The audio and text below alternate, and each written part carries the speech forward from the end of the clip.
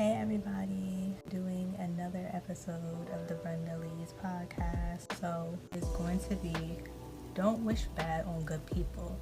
And I'm going to be talking to you guys about why it's not really a good thing to wish bad on good people and how that can put an effect and a toll on you as a person when you're wishing bad on good people, because sometimes you might find yourself doing it. Maybe you might see other people doing it, but however that goes, you don't want to be one of those people. You don't want to be that person. You don't want somebody else to be that person, but you definitely don't want that to be you. But we live in a world full of a lot of people who, have all different types of feelings and emotions, going on, grudges and different things that they hold against people. So that's something that I really want to make be a conversation, a learning type of thing. You guys can learn something from me because you can learn something new all the time. So I hope that somebody learned something from me today in this video. Hopefully. You shouldn't wish bad on a good person or good people, period, because it's normally wrong and it can negatively impact yourself, your well-being, by harboring resentment, and goes against the principle of promoting kindness and positivity in the world, which it really can. So that's why I say you don't want to be that type of person to be wishing bad on other people. You don't want to find yourself becoming that person to do that, because once you become that person, I feel like you get stuck in those ways, you get set in those ways, and you constantly keep doing it. And once you start doing it to one person, you're going to start doing it to a lot of people, to where it's going to become a problem and an issue to a lot of people, and it's just going to cause an effect on a lot of people and yourself, and it's just not a good thing overall. Essentially, wishing harm on someone who has done no wrong is considered a harmful and unproductive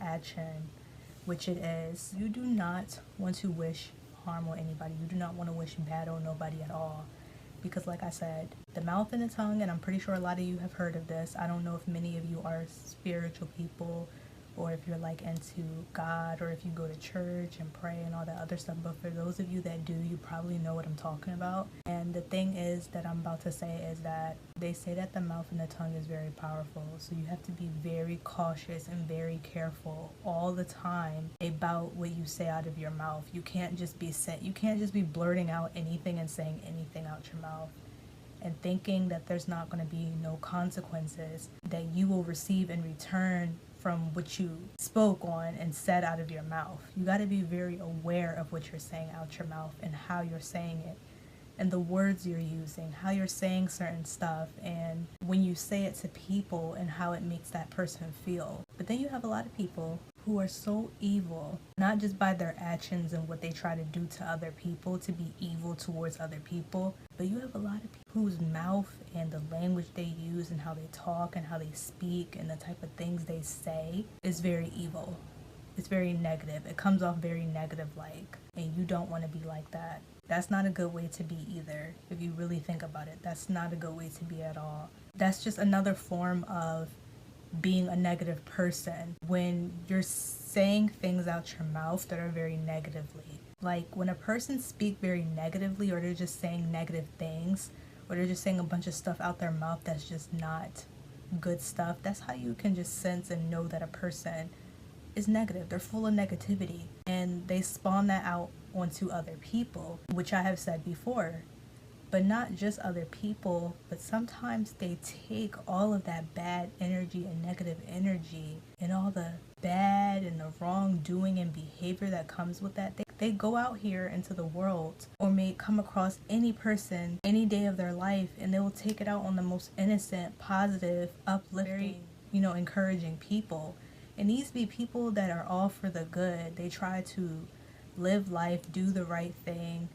These are probably some people that probably, want to live life, what is the word that I'm trying to say here? I feel like they just take it out on good people, really good people that really want the good for themselves out of life and other people. That's what I wanted to say.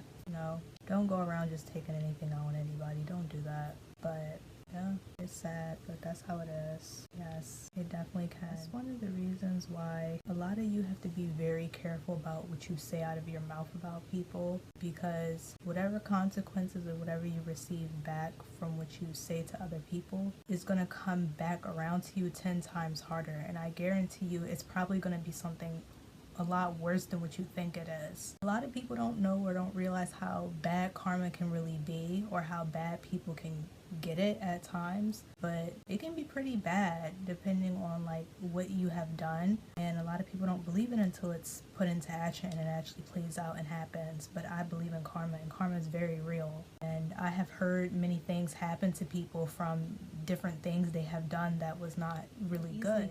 You can easily just go to the person, have a one-on-one conversation with them and talk it out. Be able to express your feelings with each other, let your feelings out, let whoever say whatever they need to say, and then move on from the situation.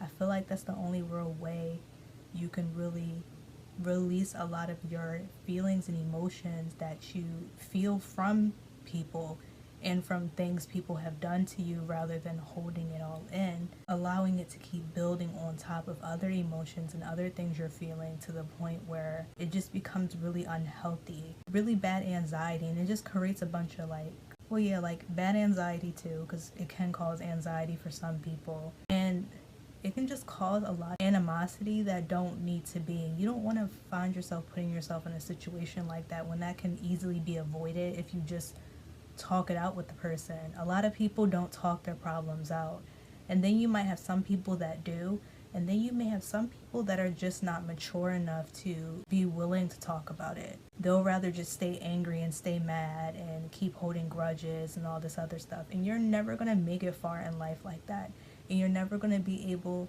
to resolve any type of situations or problems or issues you have with anybody if you don't talk about it, or if there's no communication that's happening. So I hope that makes sense. It's all about, communication. That's a big thing when it comes to a lot of this stuff too. You have to be able to talk your issues and your problems out. And if you can't do that, or don't even make the effort to be willing to at least try, nothing is never really going to get resolved if you don't talk about it. Even if you're not the type of person to do it, still really think about what's being said, because like I said, these tips and this information can become useful to some of you one day.